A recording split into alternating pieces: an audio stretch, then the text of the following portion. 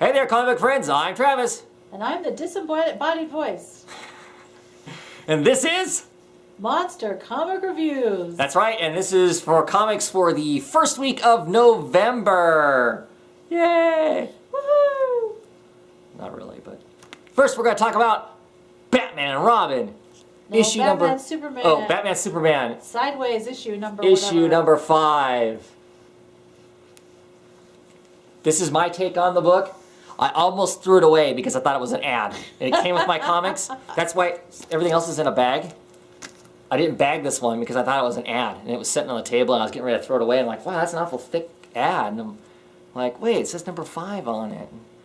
Oh my God. It's all really annoying because the whole book is sideways. And this is written by the same guy who did the last 4 issues, which I actually really liked. Different artist, obviously, for this arc. This is awesome. But I can't tell it's written by the same person because I thought this was stupid. It's like Big giant slices of dumb. And it's not, and the phone won't stop ringing. And we're back. So yeah, we don't like this comic that much. I don't get The toy, I mean, it's got the Toy Master, right? That's who that was. Yes, that was the Toy Master. Who, you know, I mean, that's, you know, whatever. I thought it was kind of fun that Jimmy Olsen was one of the players. That didn't make sense. But then this is out of time, right? This is Batman, Superman out of time. No, it's supposed to be, to some degree, in continuity along with everything else. Okay, then no, it doesn't make sense because he's This like is supposed to be exploring... 15 or something. Yeah, Jimmy Olsen, yeah. Okay, then I take it back. I don't like it. And one of you is just really rich.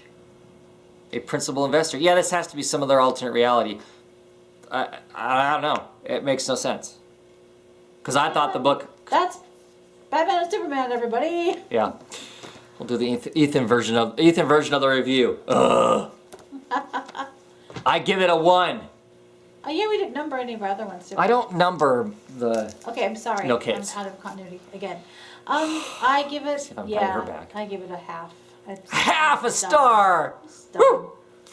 Batman and Robin. Oh, gee, I want everything to be Batman and Robin. Let me tell you, Batman and Robin because that's all the the good. time. Because that's the good book, and that's what I want to talk about.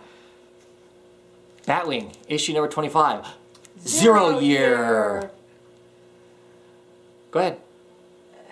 I know you want to talk a lot about I thought it. it was going to be 5. It would make more sense, wouldn't it?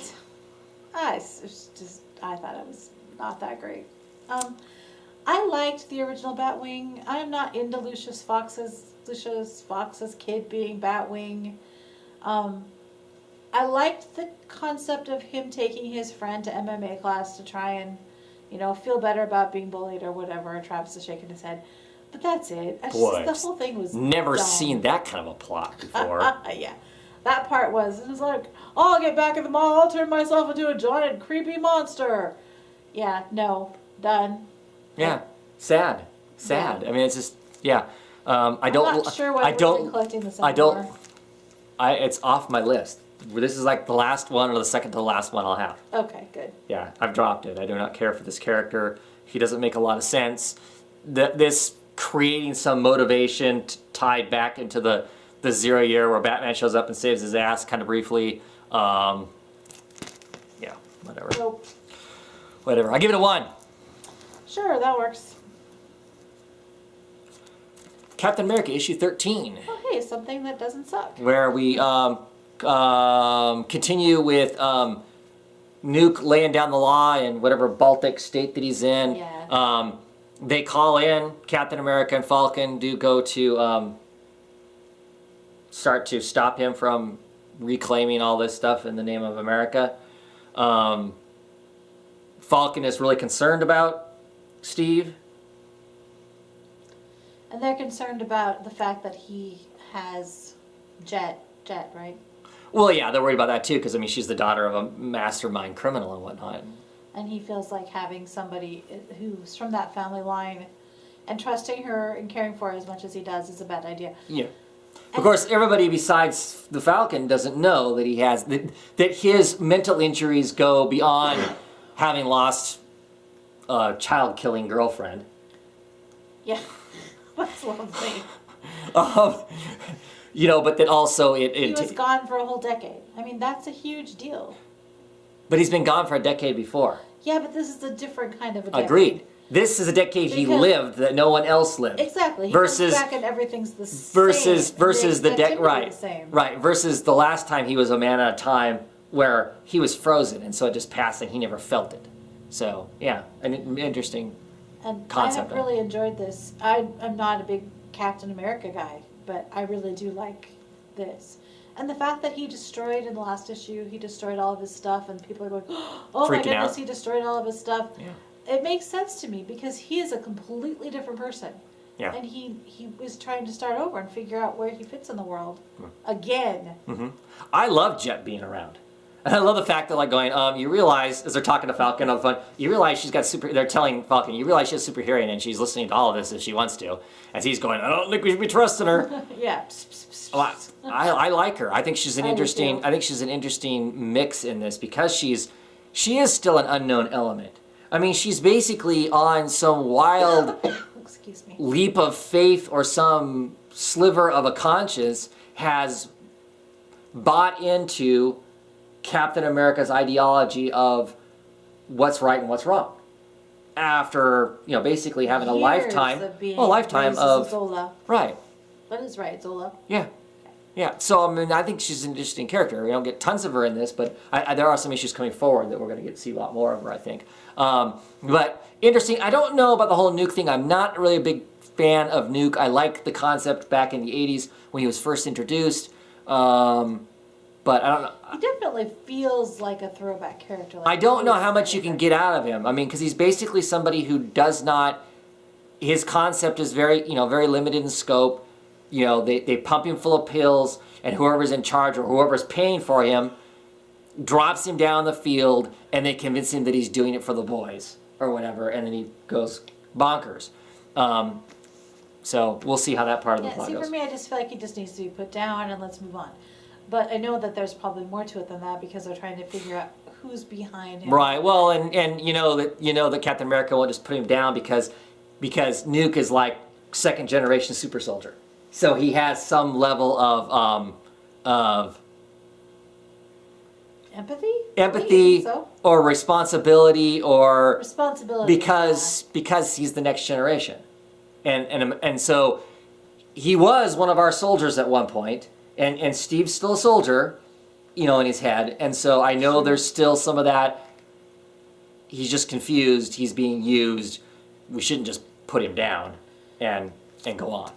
Okay. Anyway, I like the personal stuff going on, Me and too. I that's like what's that really it's interesting. It's far more complex than. What I would give a Captain America book for. Exactly. Yeah. But to be quite honest, we've never given a Captain America a chance other than me deciding to pick this up. That's true. Yeah. What would we rate this? I give it a 4. I give this issue a 3. I enjoyed it. It didn't have anything that really stood out in that issue. Okay, issue 25 of Batman Detective Comics, a 0-year tie-in. And one of the good ones. As opposed to, we're not Right, talking about that well, anymore. we'll get to those when we get to those. Well, we already have. One of them, yeah. Oh, come on, we just love Jim Gordon. I mean, So Gordon the whole is this awesome. is basically not origin story of Jim Gordon, but gives us some. We're right at that time where Gordon has definitely decided. Well, he gets set up. He thinks he's going to be arresting some bad guys, and in the process of that, he gets set up by the other bad cops, and discovers it's us against them, kind of a thing. I mean, Turns out he's the only us.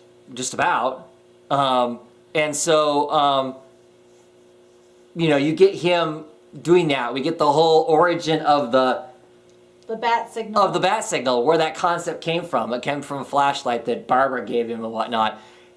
That's great. Did you know when he got thrown off the bridge that Batman saved him? I didn't know how he survived exactly. I mean, Well, obviously he survives. right, but I didn't know exactly what happened to him. Yeah, that was cool. I was really excited to see that page because Batman And I hadn't love really the been fact that they save it for the end. right. to tell you. Because he gets thrown off this bridge, and he gives you the statistics of everybody that's died going off the bridge. Nobody survives it. If you survive the initial impact of hitting the water and all your bones breaking, you drown and all this different stuff and whatnot. There are some people who survive it, but they always have massive injuries. Right, they're pulped afterwards. And he walks out of the thing. He walks out of the water after having the cops catching him, faking his suicide and dropping him off the bridge. And you get this whole story of him basically catching the cops. I mean, showing back up at the cop station as they're talking about him being dead. Maybe he's a suicide, blah, blah, blah. He seemed awfully sad. And he's like, well, what do you know? I'm still alive. Right. And I love that. Okay, let's talk briefly about Bullock. What the heck happens to that guy in 5 years? He looks great in this comic. You know what happens? Handsome. You know what happens to him? Batman? I mean, seriously. No. You know what happens to him? He spends 5 years as a policeman and a police detective in Gotham. What do you think that does to a person? Okay, you have a point. And he's the only straight cop right now. The only one that Gordon's going with, yeah. So yeah, he looks great. He's fit, he's handsome. Yeah. And then you get the backup story that has to do with the bridge too.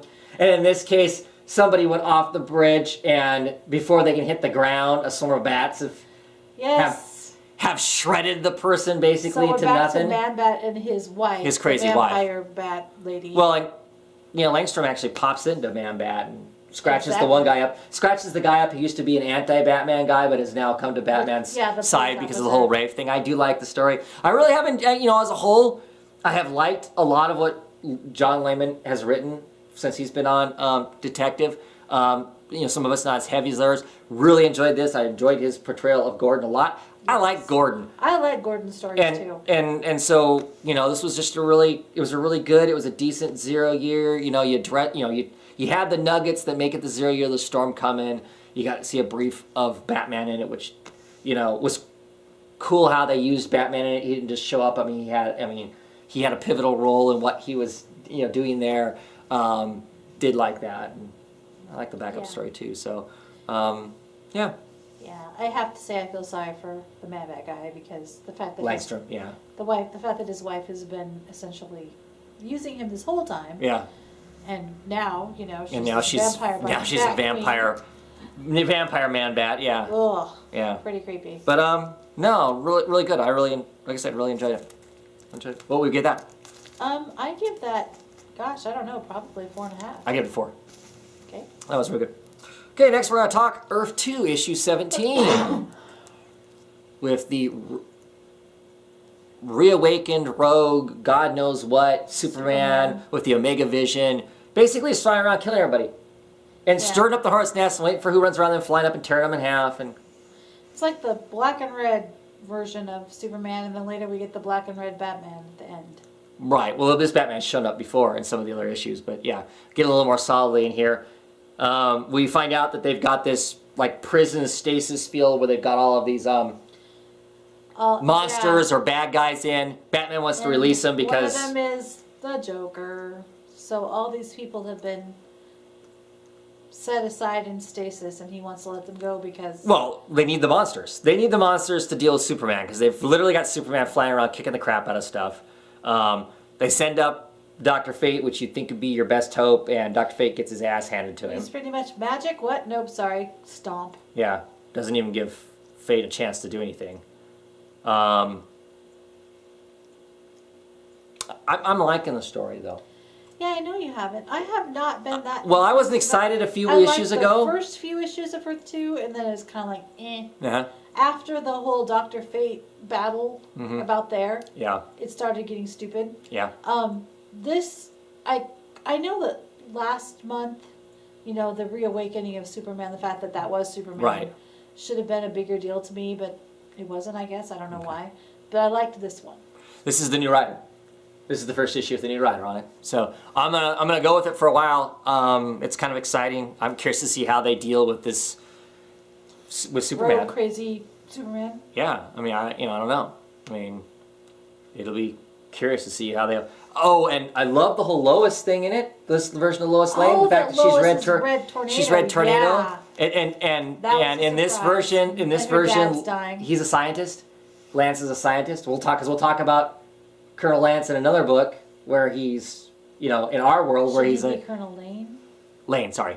Colonel Lane, where he, in another book he's a military guy, but in this one he's a scientist. I love that. I love that whole. Yeah, and the fact, and I like the fact that he says and he he's obviously put a lot of her into. Right, and he's like, because and she you still can't lie to him. Well, and the fact he's like, you're it. We've got this monster Superman out there.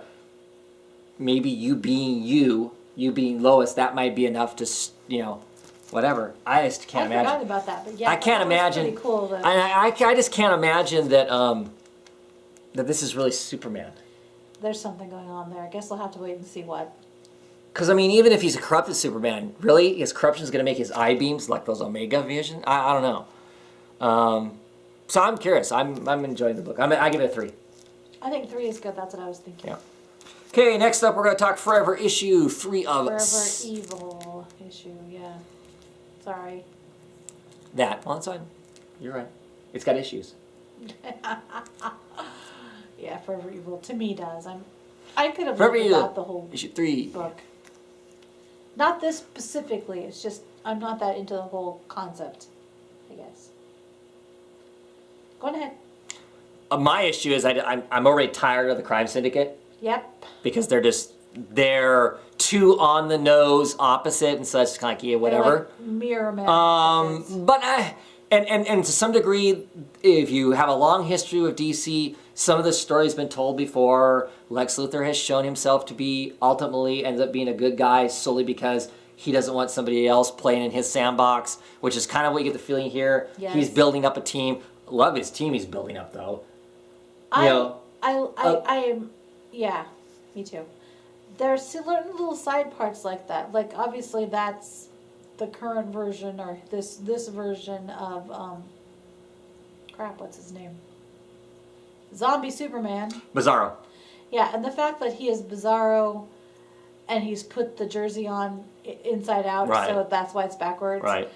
But I like Zombie Superman Bizarro. I mean, old Bizarro was cute. fun. Was cute, but this is kind of an interesting one too. I like the idea of it, and the fact that he has to kind of give in a little. He's like he's a puppy. Yeah. Take the flower. Right. He has to pacify now to get what he to get what he wants. He has to or whatever it is you asked me to do. So I like that. And I don't like Lex Luthor for the most part. I don't like him. He's always the same. He's always after the same things and whatever. I just don't like him that much. Maybe I'm just not a Metropolis person. I don't know. But I like him in this because what he's got going on at least is interesting, and I love the not fully baked Superman clone. Right. I like it, and since I really don't really like too much else about it, I like that. I think it's interesting that they're moving Captain Cold back to the original Captain Cold. I wonder why they decided to do that, because Captain Cold in the new DC universe doesn't have guns. He just, he has mutant power or whatever, scientific power. I think it's scientific. I haven't read the books, but I think it's scientific that he's able to, shoot this ice out of his body. They suck that power away from him, but he says, that's okay, give me enough of these different parts and I can settle that. So I think he's going to make guns. I think he's going to go back to being the quick shot, super fast, ice gun shooting kind of a guy. That'll make some people happy out there. Captain Cold either. So. That'll make some people happy out there. I have friends who are huge Captain Cold fans and are not happy with the latest version of him, so that can be interesting. Lo and behold, this Ultraman's weakness is not magic. Nope. Because he kicks the crap out of Black Adam. Yeah, doesn't quite kill him, but messes up really bad. Sure could. And I know a lot of people out there going, "Ooh, this just goes to show Superman can beat Shazam if they ever got in a fight." No, it doesn't. No, it doesn't. Because Superman has a massive weakness to magic. I mean, come on, this one snorts kryptonite like it's cocaine. So well, obviously, right. I mean, they're not the same person. It's going to be the whole sun. That's going to be the big of course drawdown for sun. that. But at some point here, hopefully, we'll get more information on the whole Firestorm Matrix thing that everybody's been, or anti-Firestorm Matrix thing that everybody's been sucked into. To what makes everybody thinks that the Justice League is dead. Right, but they're not. Well, they're sucked away somewhere. Right. Except for Batman and Catwoman. So. Who actually had her jumper zipped up this issue? That was nice. Yeah. It's obviously a penciling mistake by David Finch. So, what would we rate that book? You go first. I will give it a ambivalent 3. And I'll give it a 2.5. There you go. Next, we're going to talk about Green Arrow issue 25, another 0-year tie-in. What you think? I was okay with that. I'm not totally in love with television people coming into the comic book world.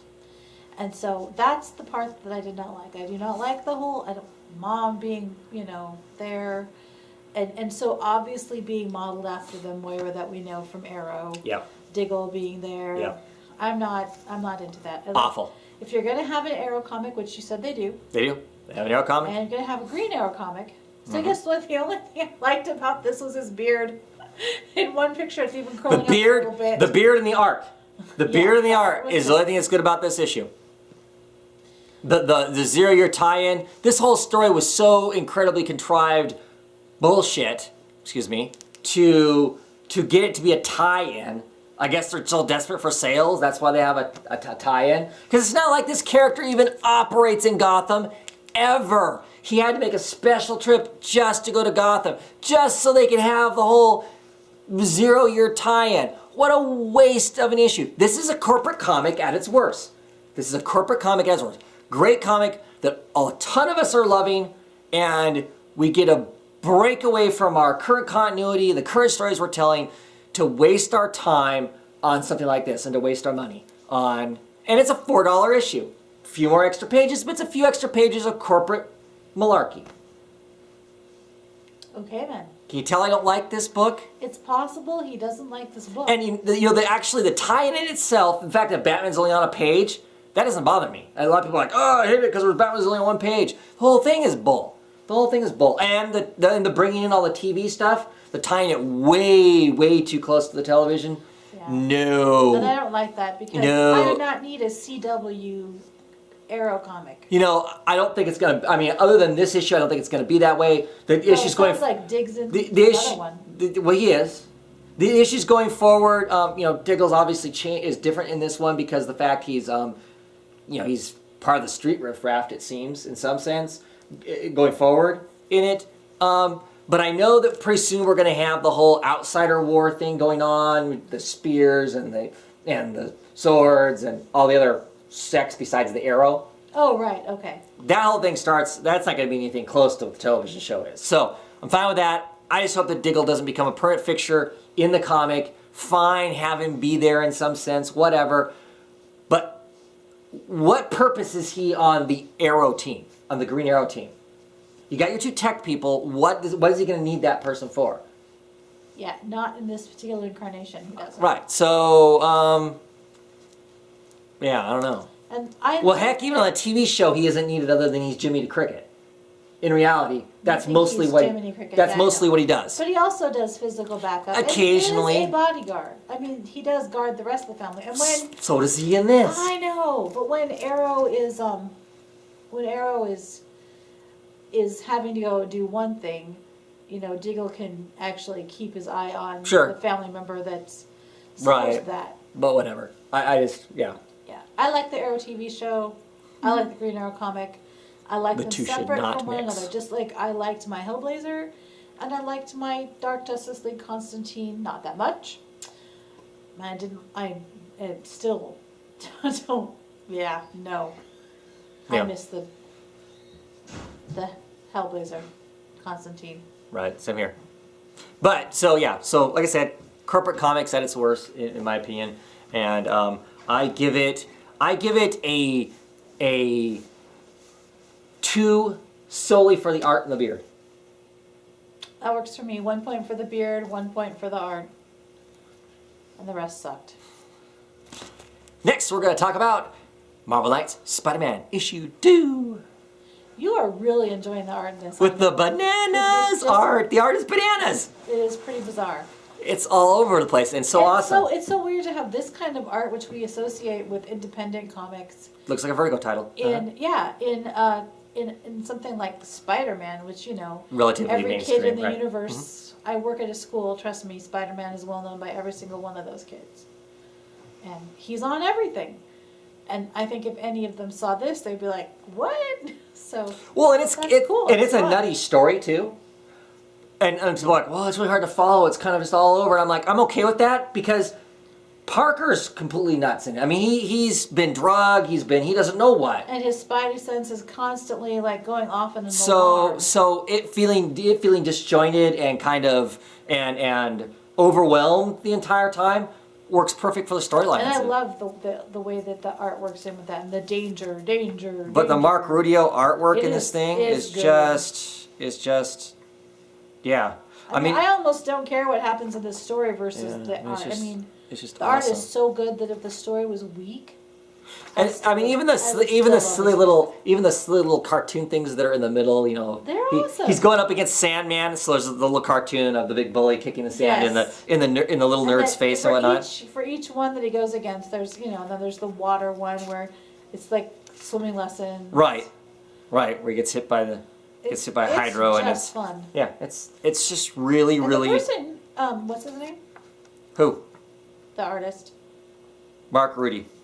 Um, And Matt Kent's the writer, which I like Matt Kent as a writer too. So So anyway, the art is really fun, and Marco Rudy can draw, like really draw, Mhm. and then he has these other fun illustrations that is also interwoven with the malfunctioning Spidey sense. Mhm.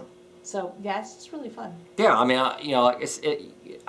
I'm really enjoying it. Really excited by the whole Marvel Knights line. It's kind of a let's take some more edgy alternate comic book creators and give them a corporate character and just out of continuity, kind of how let them see whatever they want to do with it.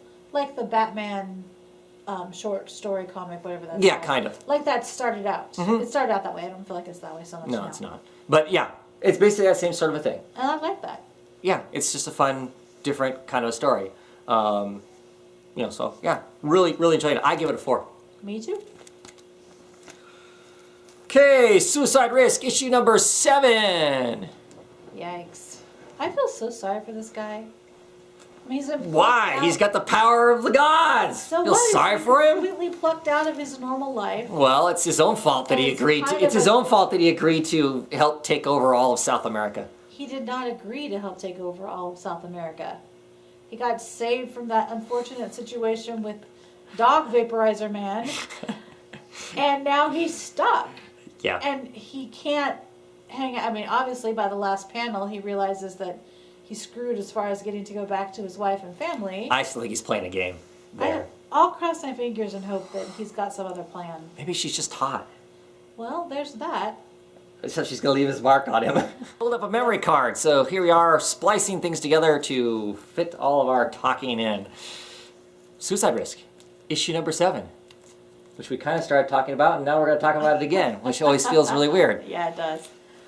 I don't remember what I said. Oh, I said I felt sorry for the guy. And you said why? Why? Because he's got the powers of the gods. We could be reading from a script right now. Yeah. I feel sorry for him because he was separated from everything that he knows, and now he's kind of screwed and stuck here taking over South America with a bunch of crazies. That's why I feel sorry for him. Well, they're not crazy. They're just Power-hungry superheroes. they're gonna create their own country because not that's heroes, power-hungry, super-powered powered people. Yeah, they're and they're brutal. They really, At least the boss is brutal. are. It's like, okay, well, we're done with you. Yeah. Bye. Dead. Yeah, I don't like and of course our main character, his powers are control over energy and magnetics and that sort of thing. And so Gravity, right? gravity. So Well, he's 'cause that has to do with those two things. so he's doing all kinds of interesting things with his gravity. He's getting smart pretty quick on creating an electrical storm and bringing in the clouds to make it look like you mess with me and you mess with the gods to keep people from getting killed. Then they go Right. into town and the head honcho guy, can't remember his name right now, pretty much nukes everybody in the street, to prove a point. So Yeah, not everybody, but anybody, and he says, man, woman, child, right, doesn't matter. doesn't matter. You look at him too long, Yeah. that's it. And Yeah. he tells them all to get off the streets. Right. Then they send him, what did they send him back out for? No, they tell him to get off the streets, and then they go. Oh, then he sends they're his clearing the minions. building. He says his minions go to this hotel. That's going to be our headquarters. So they go to the hotel and they tell everybody in the hotel to get out. And they're like, wait, we can't leave. If we leave, we're going to get killed. It's like, I don't care. Get out of here anyway. Yeah, he says you have what, like nine of the 20 seconds left? Yeah. To get out? Yeah. Yeah. So, yeah, pretty cool, pretty complicated. Of course, by the end of his part of the storyline, one of the girls thinks he's hot because she's turned on by guys who vulgarly flaunt their powers. And so she's hitting on him, and he seems to be accepting that. Then you get the story with his daughter. Yes. Who as it turns who out, the precog woman, yeah. woman That was a surprise to me. is said, oh yeah, you're supposed to help save the world from falling apart, hopefully. And he's like, what? But you both need to be there. And he's like, both. You and your daughter. Right. So, yeah. And then we go to the daughter, who's opened up an interdimensional rip in her bedroom. Whoops. That's just bizarre, and she's been hiding it for a couple days now.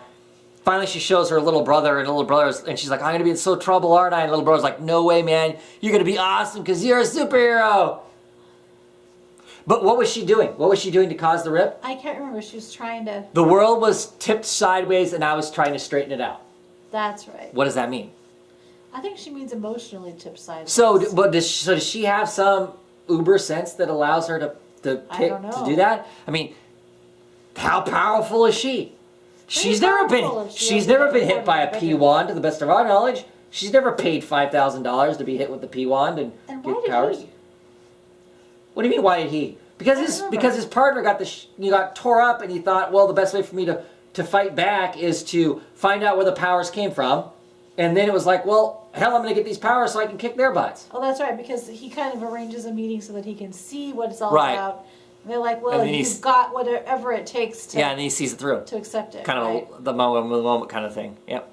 So, I'm really enjoying this comic. It's getting more complicated as it goes along, and... Every single issue. And it's really interesting. Nothing what I thought it was going to be. The book is certainly not what I thought it was going to be. No. But, it's got this long-term power play. He used to be this other personality that he was or is, depending on...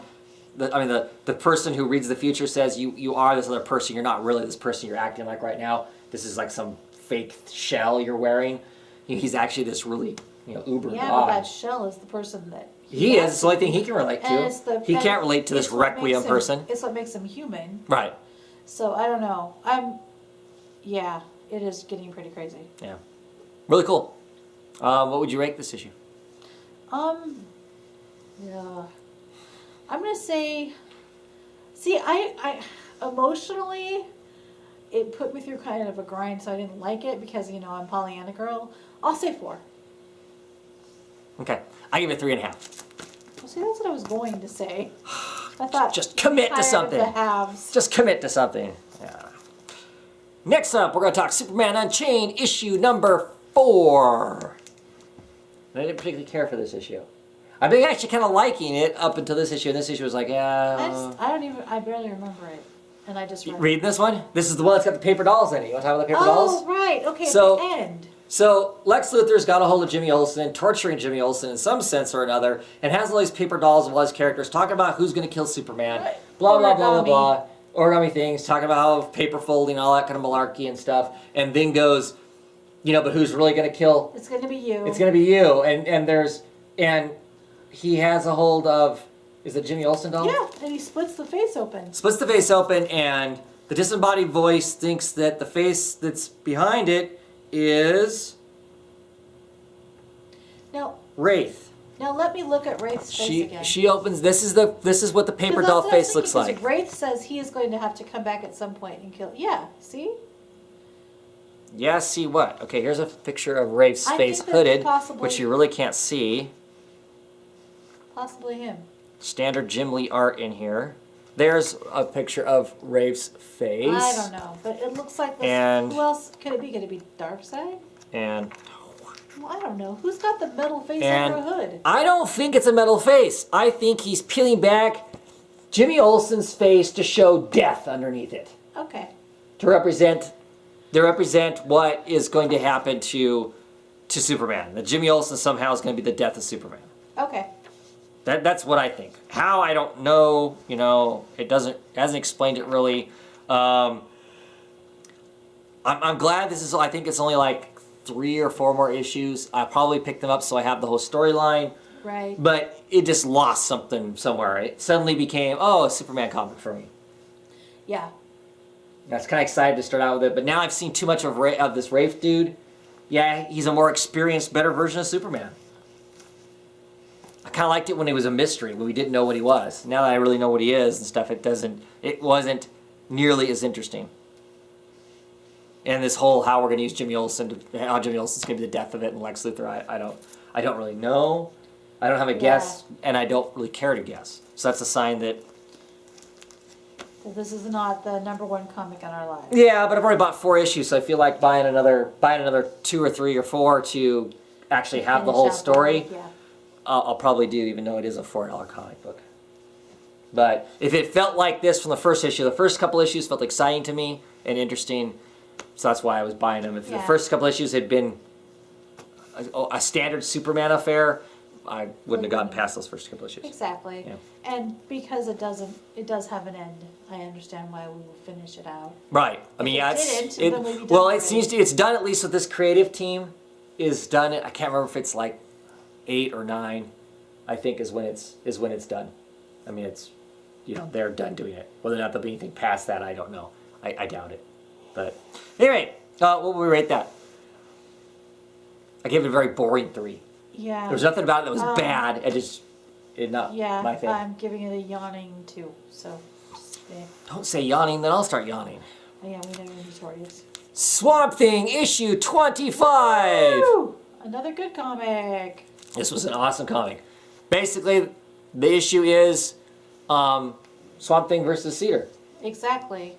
And it does not end the way that I thought it would end. Oh, it was a cool fight, though. It was an extremely cool You're fight. throwing the poison down, and it's just cutting down his extra guys. You're thinking, crap, and he's all trapped. And then he rips open he actually opens a portal and freaking drops Swamp Thing on the moon. I know. And I'm thinking, oh, crap. I'm thinking 2 things. I'm thinking, oh, crap, what's he going to do on the moon? Because, I don't know I don't know if the moon's soil rich or not. He says that there's nothing for him to grow anymore. As far as being a plant goes, that's bad. Plus, and he can't pour it out into some place where there is plant matter because leaving the ring of the battle means you lose. And I'm thinking, oh man, he's screwed, And then him erupting off of Cedar's head, that was freaking awesome. That part where he opens the giant, show him that, and says boo, this giant flower face at the beginning. I loved that. At the beginning? Oh, where he's storming forward? Yeah, and he says, there, right there. Yeah. It opens up and says, boo, right there. And I love that. Because he's finally coming to terms with the fact that he is plant. Yeah. He is not person anymore. That's part of this whole thing. I just love the way Cedar looks here and whatnot, and you're thinking, like I said, there towards the end, you're thinking, he's horribly screwed, what's he going to do? And then, here's this wonderful picture of Cedar basking in his win. Yeah, I've won. And then all of a sudden his head starts getting bigger and bigger. And it's actually Swamp Thing standing on his head. From his head and standing on him going, did you win? Of course, at the end he doesn't, He loses the battle. Why? Because he refuses to kill Cedar. Is it lost? I don't know. I love the fact he rips his own leg off to keep from, because the green itself, kind of talks to him in his head. It's going to push him to crush Cedar's head because you have to have a definite winner. You don't walk away from it. In this case. Right, because he knows too much about the green. Right. So to keep the green from moving his plant leg to crushing Cedar's head, because they go, look, we'll help you. He rips his own leg off to keep them from crushing. And says no. Yeah, which is what the Swamp Thing, the original Swamp Thing, said. This is what you need to do if you don't want to lose yourself. Anytime the Parliament asks you to, the Green asks you to do something that would make you lose yourself, say no. You just need to say no. So he does. So we'll see what happens now, because at the end of it, Cedar's supposedly the new Avatar, and yeah. I think Cedar's crazy, so I'm not really into that. Well, the Parliament doesn't care. Gotta remember, these are forces of nature that humanity is just another part of the whole cycle of it, and so it doesn't really matter to them. The Red's the same way. It's how crazy it is right now. Yeah. You know, It's like the and red and the green are kind of well, having their turn. right, having and things go wrong. I was tired of that, but I don't mind it here. Charles Soule writes a really excellent book as far as telling those in short stories. I It like does not- that way better than like what's going on in the red right now. Yeah, and Jesus Saez does the artwork on this. Whoa, he's just awesome. I think Gorgeous. does an excellent job. You know, as a lot of us have been doing, I'll give props to the colorist here too, Matthew Wilson. Does an amazing job on colors because there is so much greens here. To keep those greens all separate and interesting and stuff was Yeah, he does. yeah, more so in the annual than this one. This one's got a little more color in it, but great stuff. I really like this book. Of the superhero books, is probably my favorite of the week. Not that I pick favorites, but probably is. But you just did. Yeah, sure. Yeah, I really liked it too. Yeah, I would give it a 4.5. I would give the annual a 5, so I will give this a 4.5 as well. Anything else to add? No, this was fun. Thank you for having me. Thank you for coming on and lending a voice. And we'll see y'all later. Bye.